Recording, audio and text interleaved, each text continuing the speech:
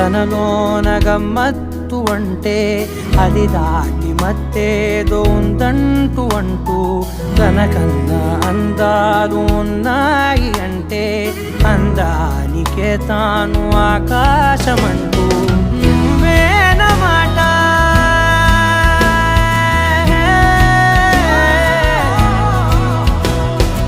నువ్వేనమాట వినకుంటే మనసా తానేని మాట వింటుందా ఆశ నా మాటలు